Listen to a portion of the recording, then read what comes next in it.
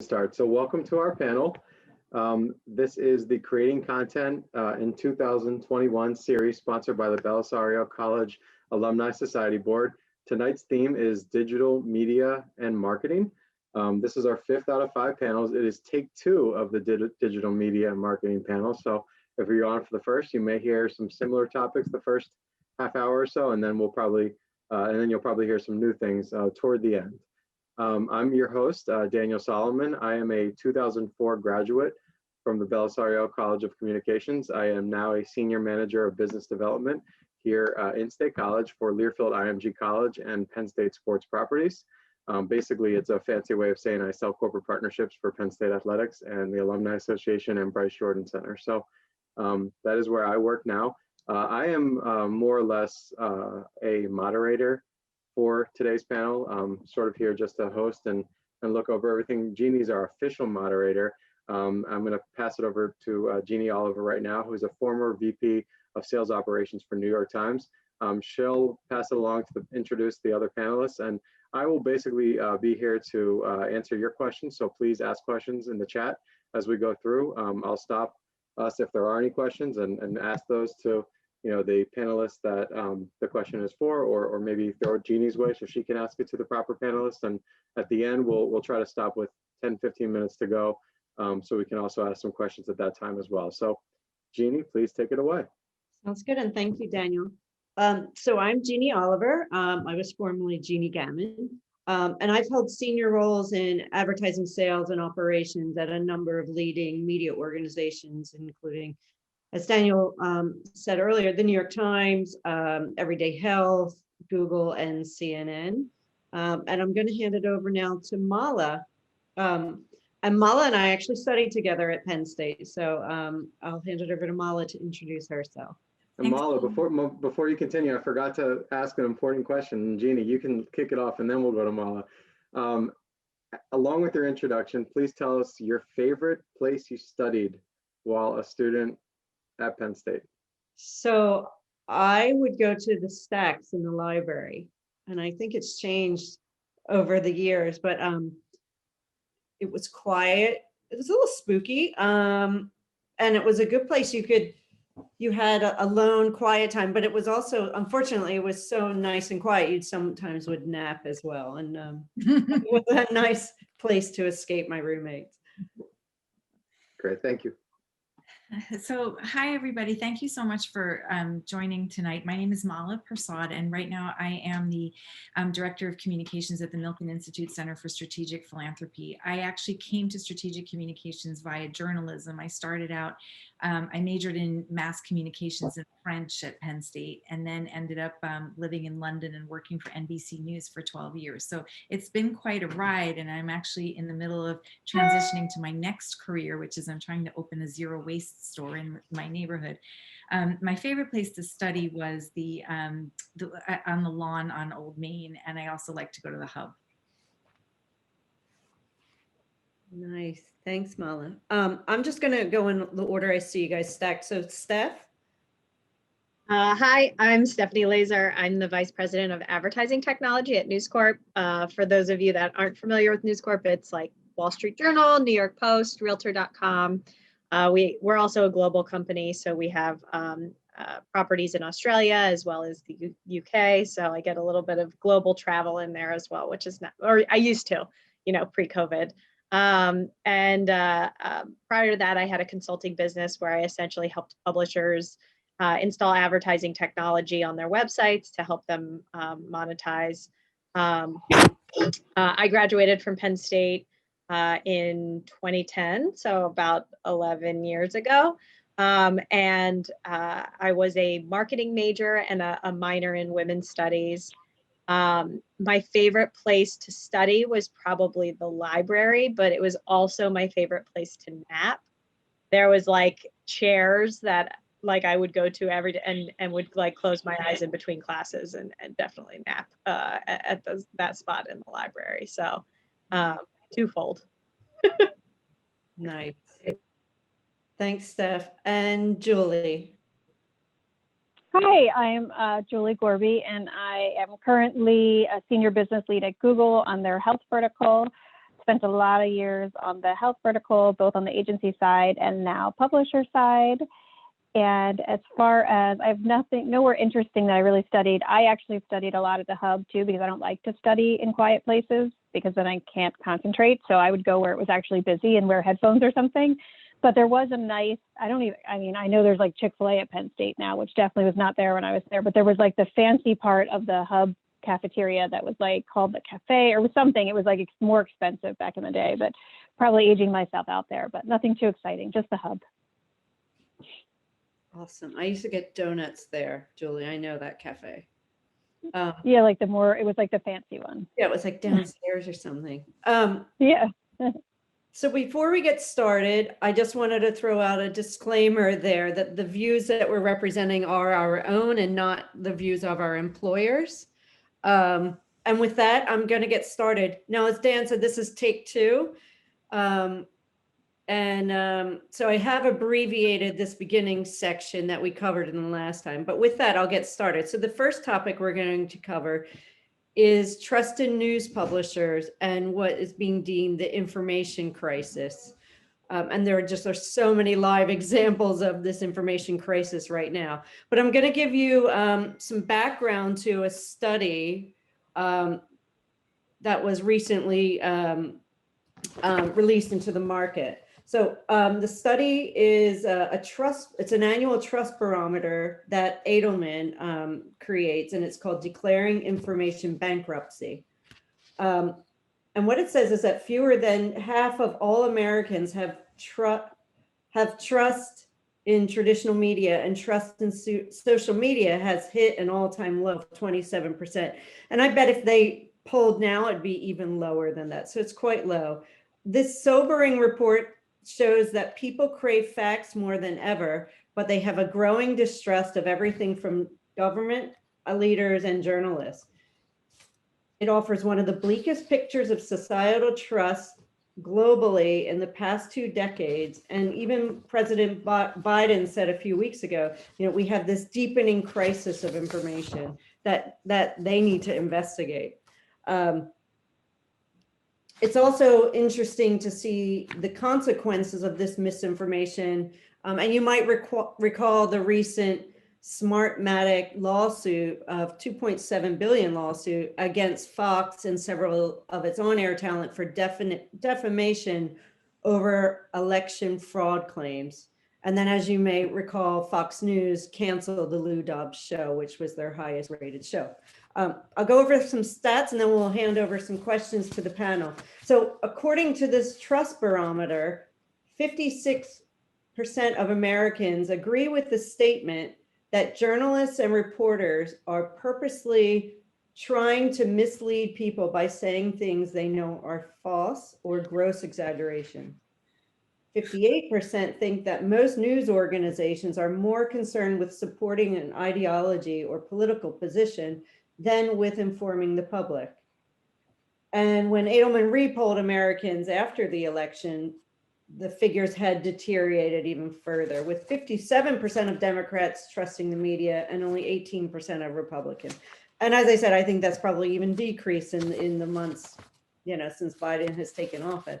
So my first question is to Mala, as a former journalist. Why do you think trust of our traditional media is so important? I mean, so, the media, they are our fourth estate. And I have to say, I think we are lucky to be living where we are in a country where freedom of the press is enshrined in the Constitution. Jean, we lived together in London for 12 years basically. And I think that what we're watching with what Prince Harry is going through makes me so grateful we do not live there, where the standard for truth and good information and stuff is just not the same with the tabloid press. I think that part of the reason for the lack of trust is that there has been too much conflation and confusion around what's reported content versus what is opinion content. I spent a few weeks with my parents down in Florida, and I think that people have tricked themselves into thinking that they're watching MSNBC all day or Fox News all day, that they're watching the news. and they're not. They're watching opinion content, and the way news is delivered, even on Facebook and Twitter and so on, there's not that delineation. Like when you opened a newspaper back in the day, you had your reported news, and on the last 2 pages, that's where your editorial and your opinion content were. And in the absence of that like clear demarcation, people are confused. And I think it's really important to, where you can, just really educate people when they share an article saying that's not news, that's opinion content. And the last time we met, I did ask you about your, what do you think are the great sources of news? And I'd love to hear that again. If you can Sure. do that. I mean, I have a variety of, I do, fortunately, I'm lucky enough to be able to pay for my subscriptions, and I do pay, I probably drop about, at my age, like, I drop probably about $1,000 a year on various media, because I do think it's important to support good media and to sort of, and to keep that up. But, I do prioritize the New York Times and NPR, and I do prioritize their reported content versus their opinion content. And then, but I do also, I'm lucky enough to be able to have a Wall Street Journal subscription through, and FT subscription through work. But it really is, and then when I watch TV, I watch the evening news like probably everyone's grandmothers did at 6:30 at night, because I cannot wrap my head around 24-hour news content. It's a good place for young people. You'll probably find that those are the best opportunities for jobs. And it's not to say and to criticize them, but it really is important to learn the difference between opinion content and news content. Mm-hmm. Yeah, that's really important in this day and age. Thanks, Mala. And then Steph, a question for you. We know that it's a challenging time with consumers trusting sources of their information. How do you think media can regain this trust? And also, what do you think there is a problem? Yeah, no, I think there's definitely an issue. I think there's a couple different things that have happened in more recent years that have helped to exacerbate this growing trend. It used to be that you were delivered a newspaper, or you watched the evening news, right? And all of the information that was, fit to print was written in that newspaper, or written in that, or talked about in that hour long. And now we're in an ecosystem that's driven a lot by platforms. It's driven a lot by social media. It's driven a lot by search. And so with that disintermediation, the stuff that gets clicked is the stuff that gets monetized. And so what ends up happening is that, folks are just not exposed to the same types of content. Additionally, a lot of it's curated by algorithms, right? And if the algorithms are prioritizing clicks over quality, which I think oftentimes happens, and engagement over quality, which I think oftentimes happens on platforms, that starts to erode trust, because you're always reading one side, because what's happening is being curated personally to what your interests are. What do I think needs to happen in order for us to help to fix this is I do think the media should be more transparent with how they write content, especially reported news. I don't think that there's a general understanding of like the journalistic, like the process that journalists go through, and the norms that journalists have to hit in order to put something in print. I also think that the general public needs to be aware of, they need to be aware of what is trusted and what is not trusted news publications, and they need to have good brand recognition of those trusted publications, because brands like the New York Times or the Wall Street Journal, if they print something that is outright false or not true, they can get sued, right? They can get sued. And they would be in a lot of trouble, and there's a huge amount of risk that's associated with them reputationally, with them legally, if they print something that's untrue. Whereas like, you know, three dudes in their basement can write whatever they want on any sort of website. And that is not necessarily truth, right? So I think we need to be also consider, like, we need to also be teaching media literacy to the general public so that people know what's true and what's not. No, that's a good point. Jeannie, we have our first question, and it's right on par with this topic here. I don't know if it's easiest for me to, it's a long one, so I don't know if it's easiest for me to read it to you, and then you can kind of distribute, or if you want to take a look as I'm reading. But basically, the question is from Professor Chandler. The New York Times seems to have blurred the opinion/news boundaries with their deeply reported project on digital privacy, which was published in the opinion section. I think it's so they could explicitly tell readers how dangerously endangered their privacy is. What do you think of this deeply reported hybrid opinion content? I guess I should answer that. You know, there was, when I worked at the New York Times, so I left earlier this year, but I remember when that report was coming out, and those of us in advertising were a little concerned, you know, if this would be damaging for our business. But one thing the New York Times has always done is you know, the newsroom is its own entity. It is church and state, and no one can cross over from advertising. There is no influence from the advertising department into anything that gets written. And I would say that's another sign of a reputable news organization. And I think Mala and Steph would agree with that too. They thought it was really important with all the privacy legislation, particularly you had GDPR coming out of Europe, and then you had the California privacy regulation. We actually thought there would be a groundswell and more states would have data privacy regulation.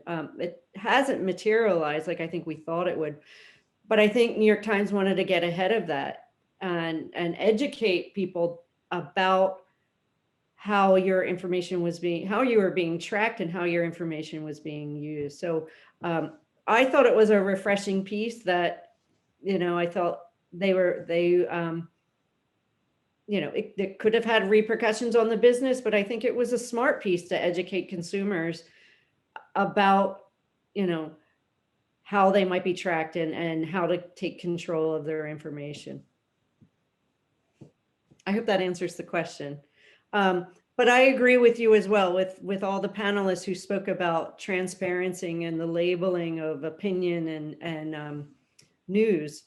There was an incident in June at the New York Times last year where Tom Cotton wrote an opinion piece, and it wasn't clearly labeled, and it upset a lot of staff at the New York Times, and it upset a lot of readers as well. So because of that, they really upped their efforts to make sure that that the labeling was very transparent to users, that you are in an opinion area or you're not.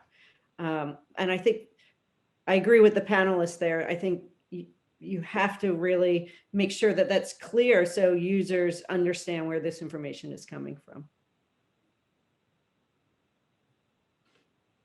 Okay. So Steph, thanks were there any other questions? All right, I was gonna move on to a question for our panelist, Julie. And this is related to an op-ed that appeared in, I think it was the LA Times last month by a former Fox News political editor, Chris Stilewalt. And this is what he said about news consumers. Quote, a nation of news consumers, both overfed and malnourished.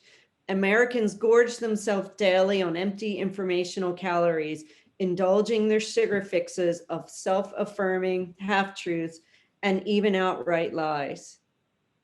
So what do you make of this piece, Julie? And also, Julie, I would like to understand how your consumption of news has changed as well over time. Sure. So the kind of the first part of the question is, taking the style out of the comment, clearly in the way it's written. If we're going to talk about opinions, I would leave that aside and say, for me, just thinking, having been in the industry a long time, there's some truth to it, right? Like, people are hungry for information because people think that knowledge is power, right? Specifically for me, working in the health field, people have been self-diagnosing themselves via WebMD or Everyday Health or any of the partners with everything they can. So it's interesting when we think about news compared to like what people are hungry for and what they think gives them this information, gives them power, because just a silly stat is generally when someone gets put on a new drug, they'll look at seven sites to make sure it's the right drug, what they're doing, what they're looking at, because people get really nervous about a drug. But it's interesting to hear, and I don't know what the stat is, but Mala referring to the fact that she spends maybe upwards of $1,000 a year on different news stories or sources so that she understands different perspectives. I would wager to say that the average person is picking one news source, right? And they're picking the news source that they want to hear from, right? So it often validates it. And I think it ties again back to the idea that, yes, people are hungry for information, but they're hungry for the information they want to hear. And you can always find that now. I mean, that's the disservice of having so much at our fingertips, is that people are hungry for information. They want to validate how they feel or what they think, so they find that source. And so it really ties back to the first question, I would say, which is all about understanding what's opinion and what's fact. So I think there's truth in that statement, however, obviously delivered maybe poorly, in poor taste, and not like from a perspective of why people are doing that. To answer that part of the question, I mean, I think another layer of that, just to add to it, is that there's people live in all different kind of households, and it's interesting to see how that information is consumed, right? Like, I live in a multi-generational, multicultural house, and sorry, my computer went to sleep, and everyone watches a different news source, right? So everyone's got a different opinion.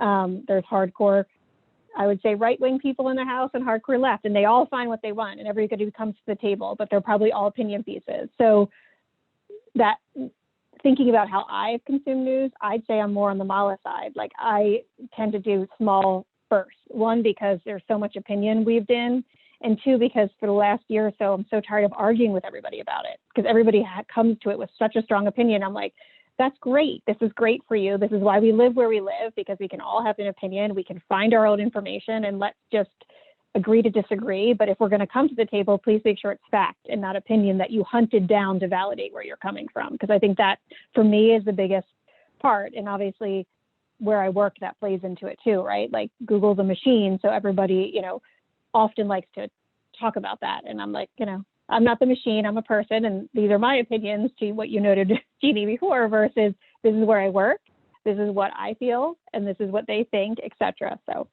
hopefully that answers the question, but I like a diverse piece of news too, but in small tidbits versus an all-day loop cycle. Mm-hmm. No, I think that's important. Thanks, Jules. And then we're going to move shortly to another topic that's very related to this, but I have one question for Steph before we move off of this trust of media. So as news organizations have seen subscriber growth over the Trump term, dramatic growth during the pandemic, there's clearly an appetite for trusted news sources. Steph, I'd love to hear what do you think's in store for the foreseeable future? Yeah, so I absolutely think that subscriptions are going to continue to grow. I think that need for trusted news will continue. I do worry about, as a person who works in advertising and would like to create a model in which content can be supported by advertising, I do sometimes get frustrated at the idea that only the wealthy will be able to read truth, right? And that will end up creating this vast disparity between the people in the world, like the people in the world or in the US that have the money to invest in high quality content versus those who don't. So that is something that I'm really passionate about, and part of the reason why I push in advertising technology to create a fair, competitive ecosystem in which ad dollars can come back to publishers and can come back to news organizations, because historically, those dollars have been flowing to platforms because of the way that they service marketers, and news organizations end up getting cut out in the middle. Yeah,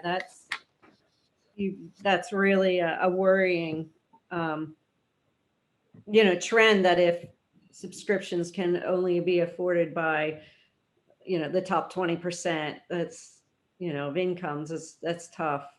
You're right. We need to make this more democratic so that it's available. And I think, I think the New York Times was involved with trying to get subscriptions out to students so that at least, there's better access for younger people as well. Okay, so the next topic, thank you, Steph. The next topic is, it dovetails nicely from this Trust in News topic. This is now a topic around misinformation and advertising responsibility. Okay, I'll give you some background here. Digital advertisers are increasingly concerned about the content that they appear next to.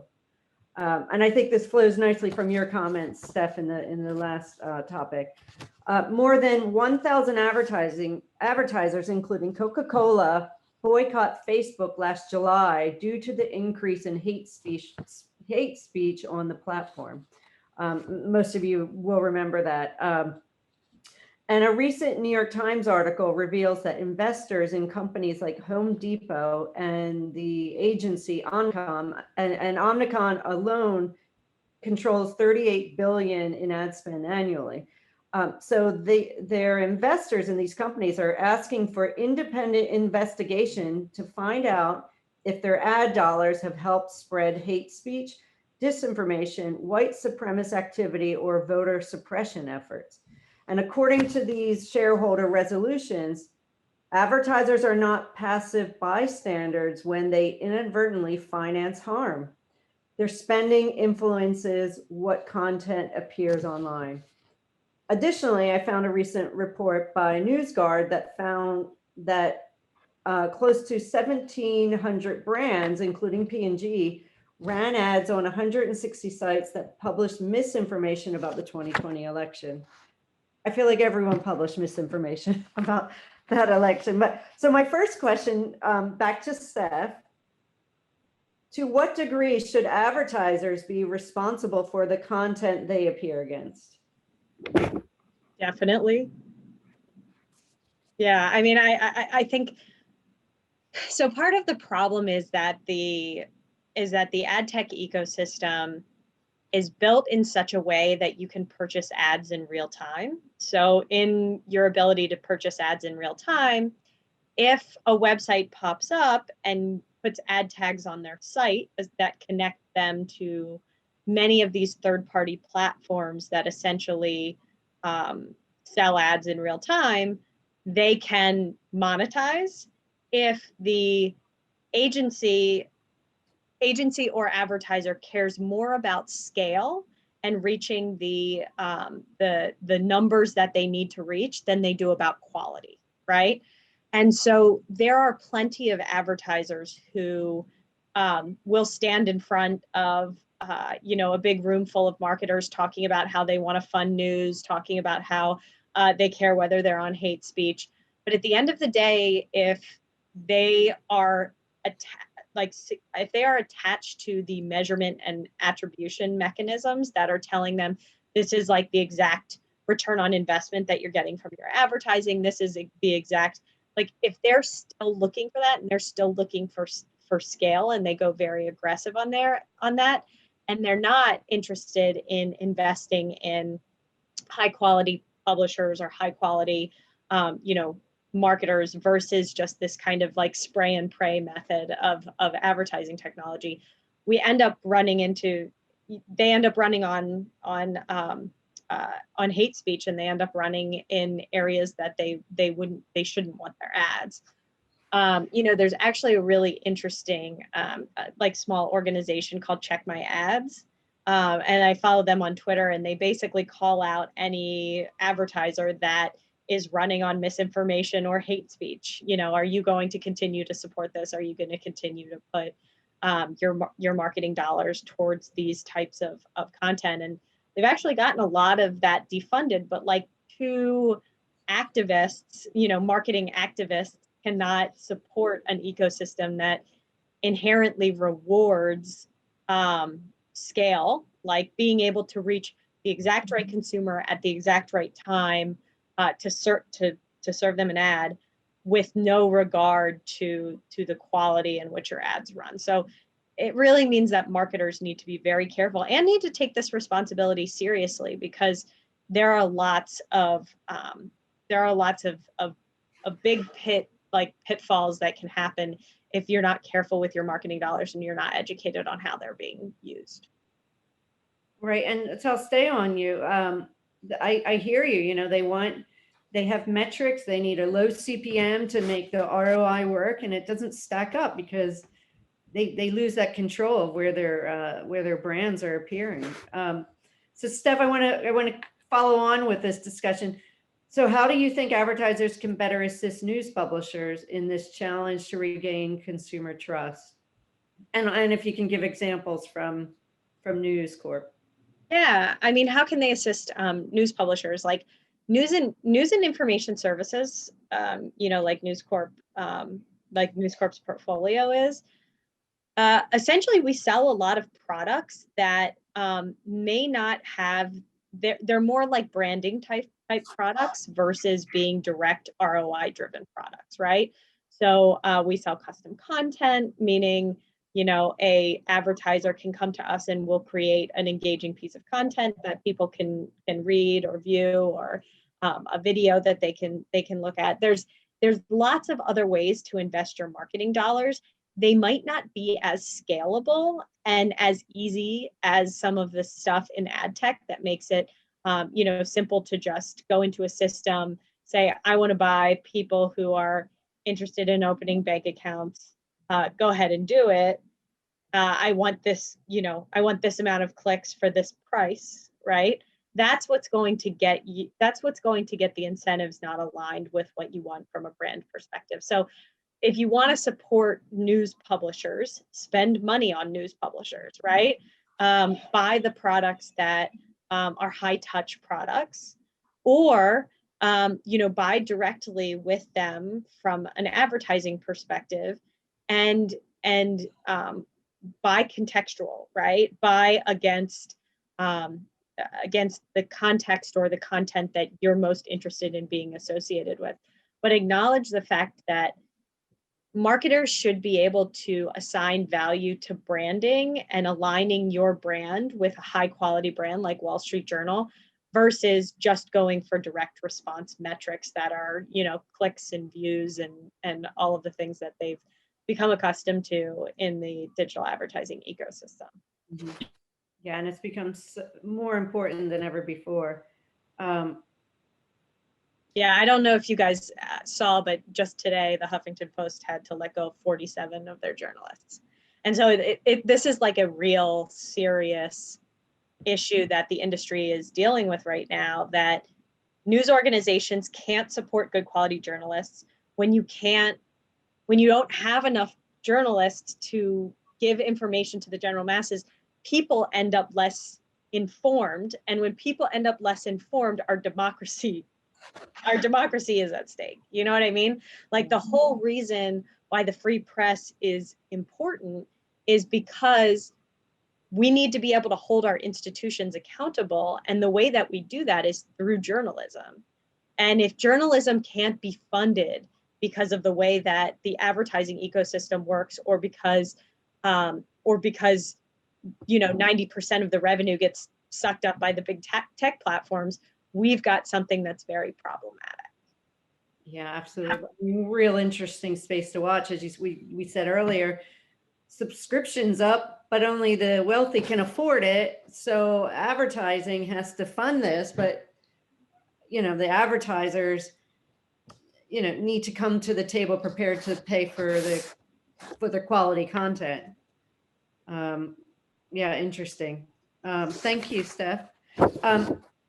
Question for Julie. How do you think advertisers can better arm themselves in this battle that we're talking about?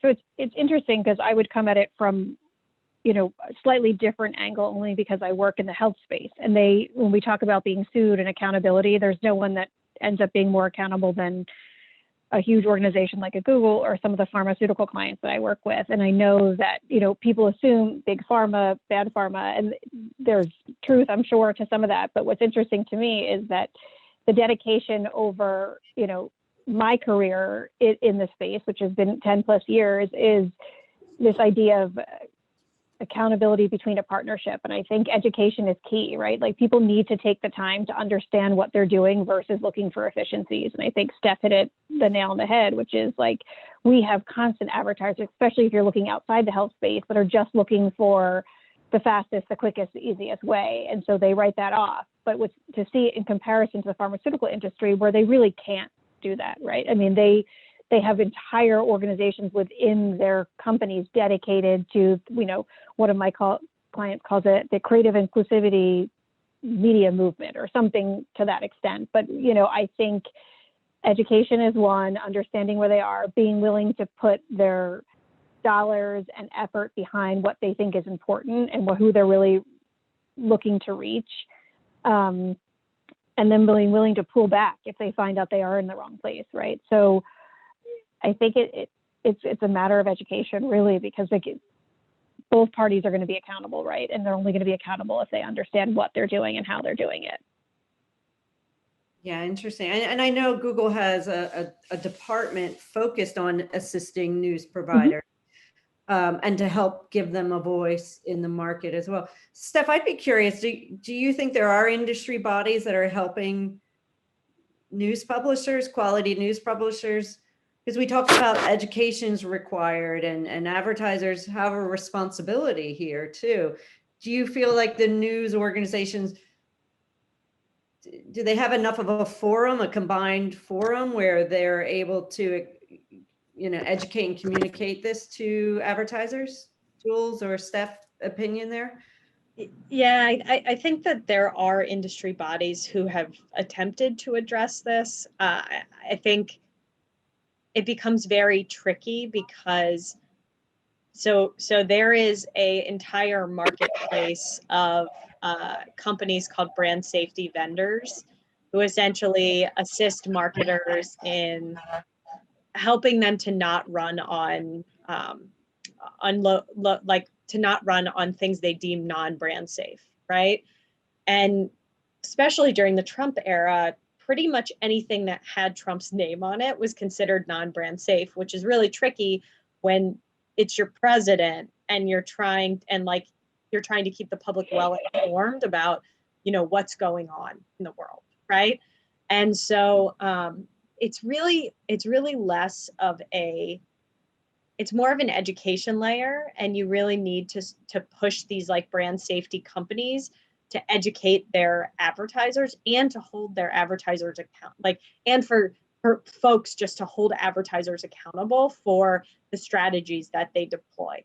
Because it's one thing to have a CMO stand in front of an audience and say how much they want to put their advertising across news. But I've seen this more than once, where by the time it drops down to a team that's actually executing these campaigns, they're putting on the same brand safety mechanisms that optimize away from news publishers all day long. And so to make sure that you're holding them accountable so that when their CMO comes out and says something and says, we want to support these publishers, you want to support these, being able to double check the algorithms of these brand safety vendors and be like, this is what you're doing to news, right? This is what, we can see that you've blocked all of these types of pieces of content from ads running on them. And all of those are just news. They're just news articles, right? There's a there's unfortunately this thing that happens that basically, you know, a reported article that journalists take a lot of time and research and travel and investment in on, say, ISIS, right? Nobody's reading an article on Wall Street Journal, sees a Procter and Gamble ad on a piece of reported content about ISIS and goes, well, that means that Procter and Gamble must support ISIS, right? No, it's Procter and Gamble is running on the Wall Street Journal. It's not, a user can understand that is nuanced enough. But like if a Procter and Gamble ad is running on a piece of ISIS content that's uploading on YouTube, that's a completely different animal, right? And that is a brand safety problem.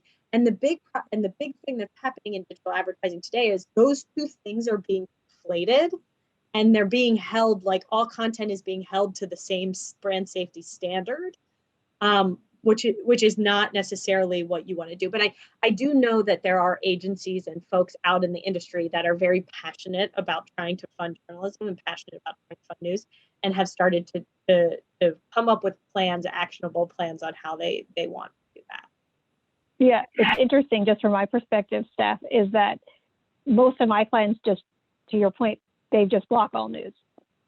They won't run near any news for fear of any retribution, anything against it. And especially coming from a place, because I work at Google/YouTube, you know, brand safety is such a huge play. And, you know, it's interesting because they're probably in a position financially where they can walk away from advertisers that they feel like aren't following policy, but not everyone's in that boat, right? But it is interesting because when I first came on board, realizing how many clients are like, nope, the blacklist for us is news. Like no news, we don't want to run near any news content because they don't have trust in what's reported, or because it's so live, right? It's in the moment and they can't control what is being said. And this idea that people can't make the jump from, to your point, like, oh, okay, they must be running on Wall Street Journal, they're not supporting ISIS. But then again, you watch, for me, someone that's worked in advertising, the movie The Social Dilemma, and all these people were like relatives of mine were completely shocked. I can't believe they know this about me. I can't believe they do this. And you're like, really? But I guess there's still enough people. And so it's a lot of it's fear-based. It's interesting. And to echo what you guys were saying, you know, another example was when the pandemic started a year ago. I mean, I was at the New York Times and we just had bucket loads of cancellations. Steph, I'm sure you went through it. I'm sure Jules' clients were really worried. They didn't want to appear next to any news about COVID, and you just thought that's stupid. Yeah, I mean, there were tons of advertisers that came to us and were like, we want to block the word COVID. We want to block the words coronavirus. And it's like, that's all we're writing about right now, because that is what everyone needs to know about right now. And the problem is, if no ads run on it, like we saw traffic spike because everybody was like so thirsty for trusted content. Traffic went through the roof. Everybody was reading our content. We were not making any more money because so many advertisers were blocking news. Yeah, they were blocking news, blocking coronavirus, and I think that that started a real serious conversation, which I think is still happening today, on like, okay, you know, I know I just had a conversation today with Unilever, and Unilever was like, we have to figure out how to fund news. And so maybe that's just like their talking points in this meeting that I had with them today, who knows? But like also, if they can come up with kind of an actionable plan and we can work together, to know that there is a passion for that is something that I did not see a year and a half ago that I see today. Yeah, That's fantastic insight. In fact, even in an ad I placed recently, or not recently, a couple months ago, we got the creative for. They had stepped in before the ad had been placed, and they said that it was for a company that was advertising air conditioners, heaters, etc., banner ads online, and they were trying to advertise to folks that they had special filtration system that would block out COVID, but because the word COVID was in it, it was getting flagged. So that kind of thing even happens in our world too. I mean, it's pretty amazing. But I did stop for more than just that comment. We have about 10 minutes left. There are 4 questions. Jeannie, I don't know if you want to go right to the questions, or there's one other topic maybe you might want to discuss first, but I'll leave that up to you. Yeah, I have probably 4 more questions here, if we can speed through and then get to any of the questions. Does that work for everyone? Okay. Um, so we're going to move off of this topic after this final question. It goes to Mala. So how do you feel about the relationship with advertisers who fund content? And Mala, this is you with your point of view as a former journalist. Yeah. Well, I mean, I think that advertisers are funding content just by buying space in those platforms, right? Because that their money pays for the journalists and the work that those people do. I do think that when content is not properly demarcated, though, it gets pretty confusing. I mean, I don't, so it's like at the end of an, you see it a lot on like CNN.com. I think I see it more so there on than I do on most places. But when you see the reported content and then you see sponsored content, and I think things like that, when they're well demarcated, that doesn't bother me as much. But like to Kurt's point, one of the questions that came up before, when you have people sort of paying for content and then it's blurred, it does get very confusing for the viewer. I like clean lines, clean demarcation, but it's getting much harder to do that, especially the way content is delivered to people. Mm-hmm. Yeah, it's interesting. I mean, there was a lot of trends around native advertising where publishers thought, well, maybe you should just have the ads look like the content, and then now that's reverted back, saying you do need to be clear. And similar to your point about be clear about opinion versus news, and it's the same for sponsored content. Okay, thanks, Mala. Okay, moving on to this final piece. It's a topic that I've called big tech and evolving tech and corporate social responsibility. So the background is this topic will look at large tech organizations and their part in the broader digital ecosystem, and also their role as employers. There's a lot of news about Google, Facebook, and Amazon's dominance in the marketplace, Apple as well, and particularly around monopolistic practices. These platforms also employ hundreds of thousands of employees globally. Amazon employs nearly 1.5 million people. So big numbers. And they lead, or they should lead, in their efforts around corporate social responsibility. So my first question is to Steph. What do you make of this focus on the platforms? Is it justified? And how does this impact your business? And I realize this is a huge question. And I know you have a lot to say on this, so truncate it. Definitely. So I have a lot to say about big tech, but I'll focus on some of the things that are the most important to note. For you guys, I think one is that publishers heavily rely on distribution from tech platforms. There has been a definite erosion of brand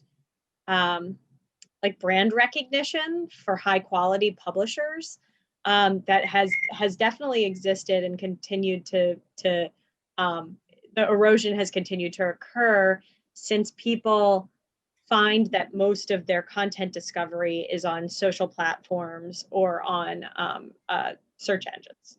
And so, it becomes really important for us to be able to differentiate ourselves and for us to put pressure on these technology platforms to not make all of our content look the same, right? To not make it look the same, to not deliver out the exact same user experience, to give us control and differentiation beyond just, the stuff we write on the page, so that we're able to deliver out a product that that delights a user so that they come back directly versus us being really reliant on these platforms. Because that is being reliant on a certain amount of your traffic and your revenue is very concerning. I would also say that coming from an advertising technology lens, the advertising ecosystem exists with a lot of the big tech platforms kind of manipulating the way that auctions work or the way that the ecosystem functions. And so because of that, it becomes hard to create a competitive marketplace, and it becomes hard for publishers to navigate around that. And so there are things that are happening, specifically in the regulatory and the legislative space today that are helping to shine the light on some of these issues that have occurred. But a lot of it has to do with, when you watch movies like The Social Dilemma and they talk about, targeted advertising being the means in which a lot of these big tech platforms make their money, and that is on the collection and collation of data. A lot of that data can come from publishers. It can be user data, but it can also come from publishers. And to be able to take that data and repurpose it as your own creates an incentive for that is not necessarily always aligned with the way that journalism needs to function. Mm-hmm. Yeah, this is an evolving story, and we're all figuring out how do we coexist, and get the right commercial models that work for us. Thanks, Steph. Next question is to Mala. As a consumer, how do you currently consume Google and Facebook, and has that changed over time?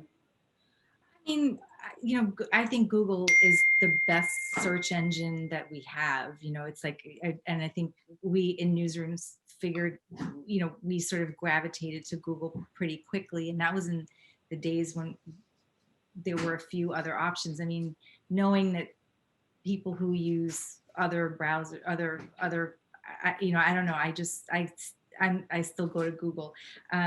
On Facebook, unfortunately, I do Facebook a lot less. Like, it used to be kind of the story of my life, right? That's the way I use it on my page. But, that sort of changed as I've taken on other responsibilities in the community and use it as a platform to share good quality information. I mean, I was kind of tickled today. I think I was saying at the beginning of the call that I was down the Meghan and Harry rabbit hole, having lived in London and covered the royal family for so long. And I went to retweet an article, and I was actually really impressed by this. I went to retweet the article, and then I got a little notification that said, "You haven't read this. Are you sure you want to retweet it?" And I was like, that's pretty good, actually. You know what I mean? Like, making me check myself. And now there are other people who would say, well, that's, censorship and whatever. But any reminder to check content before you share it in the climate that we're living in, I don't think is a bad thing. It didn't tell me you can't do it because you didn't read it, but it did say, you might want to think about that. And I was like, you're absolutely right. I mean, it was a BBC article saying that Piers Morgan was leaving. So there was no harm in that, but I was actually pretty impressed by that. It's like those apps for drunk texting, right? That's funny. Jeannie, we should jump to the Q&A because we do have a hard stop at 7. Okay. So is that okay with you? Yeah, great. All right, so we have 4 questions. We'll try to get to them all. So let's try to be concise with our questions. So from, I think it was Erica, but it says anonymous attendee here. She basically said, thank you for joining us today. And she had 2 questions. So the first is, what does the future of corporate social responsibility look like in light of the information presented on social media? And then the second part to that question is, what are some ethical decisions that may be present with the algorithms that are used in marketing? So what does the future look like, and what are some ethical decisions that are made based on algorithms? Jules, that's similar to a question I was going to ask Jules, the first part about who's upholding these pillars of social justice. Jules, do you want to tackle that? Sure. I mean, I think I don't think we have the answer, unfortunately. I mean, to me, in my opinion, I think we're working through it. I think, to Steph, and I think Mala said it too, there's processes in place to try to make it better. but there's still no one accountable, right? There's still this swirl of where that accountability lives. So, you know, there are individuals that I think I could point to. Selfishly being, you know, part of the pharma industry, I do think in a lot of ways they have to be accountable a bit more, but I'm also part of a big tech organization where, you know, there's bound to be some loopholes, whether they're meant to be there or not. So sorry, not necessarily direct answer, because I don't think there is an answer. I think it's an ongoing, you know, it's an ongoing subject that, you know, people that continue to be passionate about have to invest in and continue to figure out what piece we can and how we can educate and actually create partnerships between those publishers, advertisers, and even individuals, and build an understanding so that there's kind of a joint accountability.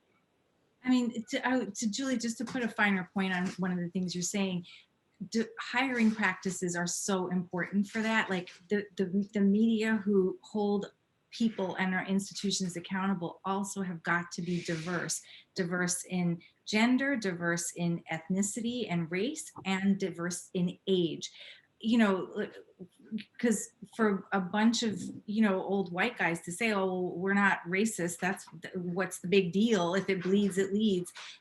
This has been the mentality for far too long. And, you know, I think that changing things is definitely part of bringing those perspectives on, and then listening and responding, rather than just bringing people in because everybody's the right color and the right mix of age, and not giving people like a voice and responsibility in those realms. Great. Okay, next question. Kurt asked, is there really a mechanism to supply accurate information to advertisers about where the messages are actually playing? Yeah, there is. I mean, there's reporting that is delivered out to advertisers on where their ads run across the advertising technology ecosystem, depending on who they work with, and you know, how that data is surfaced to them. There is a changing landscape with privacy right now. You know, I did skip ahead and look at some of the questions specifically about like kind of the death of the third-party cookie and things like that. There are a lot of changes that are happening in the privacy ecosystem that are going to change the way that advertisers can see where their ads are running and can see when they're running and all that kind of stuff. But that is because there has to be a balance between the user and the advertiser in order for you to make in order for you to respect everybody that's in the ecosystem. I would say that there is a lot of fraud in the digital ecosystem today. So there are, and there's also some sloppiness in terms of, are people looking at the right things, and are they looking granular enough on where their ads are running? And are they asking the right questions? Because we also have in the ecosystem, there's like advertisers, and then advertisers have agencies, and then the agencies are the ones who are managing their marketing dollars, and they're paid on like a % of media spend. So oftentimes they do things that are not necessarily in the best interest of the marketers in order for them to justify their cost. And I have kind of a critical view of advertising agencies, but that is something that oftentimes happens that makes it hard for marketers to get the transparency that they really need. Great, and you covered part of that question. I don't know if Julie wants the next question. I don't know if Julie wants to comment on Lee's question about Google's. The question was, how is Google dropping support for third-party cookies going to impact publishers? I'm also a publisher, so well, I can take that after Julie if she wants to talk about it first. Okay. Sure. I mean, it's interesting, and we've been cutting them for quite some time. And I'm in the pharma space again. I keep saying that, but it's more specific. I mean, it's going to affect, to Steph's point, the tracking, the measurement, the ability to target the way that we've been used to targeting. I think it's a big deal, but this is an opinion, you know, in my personal opinion, it's the right thing to do, right? Like, I mean, it's where we needed to go so people don't feel such a violation of privacy. And it's slowly spreading. I don't know if that's directly answering the question, but I think it is going to change it. I'm sure there's going to be ways to work within it, but at least from what I've seen, it is one of those areas where we've had to step up and sacrifice in the sense that advertisers weren't able to do what they were able to do for the last however many years. And it's really frustrating to them, both to publishers and clients, I think, directly, because me on the sales side, for example, there's so much less that I can offer from what people are used to getting, because as consumers and marketers got smarter, they started asking better questions and we had to respond with that. That's great. Okay, perfect. Steph, do you want to comment real quick, or should we jump to the last Yeah, question? yeah, I do. So there is definitely, so Google and Apple have both are working on privacy. Apple years ago had stopped support for third-party cookies in Safari, essentially broke third-party cookies and did not have a solution for fixing the functionality of third-party cookies. Google, on the other hand, is getting rid of third-party cookies, but they are still allowing for cross-domain targeting. So like Apple's theory is basically like, if like there are still first-party cookies, and what first-party cookies are is if you own the URL. So like News Corp owns wallstreetjournal.com or WSJ.com. And that means anything that happens on WSJ.com, we can still see. It's just we can't see, like we can't connect that to a different domain. And that's how Safari or Apple views cross-domain, right? Whereas Google's, in like a lot of their business model relies heavily on cross-domain. So because their business model relies heavily on cross-domain, they've created this solution that involves cohorts. So instead of you being able to like one-to-one target a user, you're able to have like a group. And I believe the user-facing terminology is called web groups. You'll be part of this web group, right? And that says, you're interested in X, Y, and Z, and that'll help to target advertising to you in the future. I think a lot of those like web groups and the targeting that goes along with that is going to live in the browser. And so there is some question about how fair a lot of these proposals are, because there is an entire ecosystem of independent ad technology companies. And then there's also Google that sits there, and Google also owns the browser. So there can be a possible conflict of interest. And so for publishers today, we're constantly looking at how these proposals are going to affect us, and how things are going to like how our monetization is going to change in the future. Thank you. So we are unfortunately out of time. There is one question remaining, but I think Professor Foreman could probably connect the appropriate people if that works for everybody after this. But thank you all. Jeannie, I don't know if you want to sign off and give a little conclusion, but this is the last panel. I am on the Alumni Society board, so I wasn't just here to answer questions. That's why our board actually helped host this and wanted to put this together for students. So we appreciate all the participation. We appreciate you being part of this panel. This is the 5th of 5. So if you're part of any of the others, we appreciate that as well. Jeannie, I'll let you sign off, but thank you all for joining us tonight. Steph, Julie, Jeannie, and Mala. I really appreciate it. And the whole board does, and the College of Communications does. Thank you. Yeah, thank you. We've all enjoyed this, and I hope that the students have found this useful.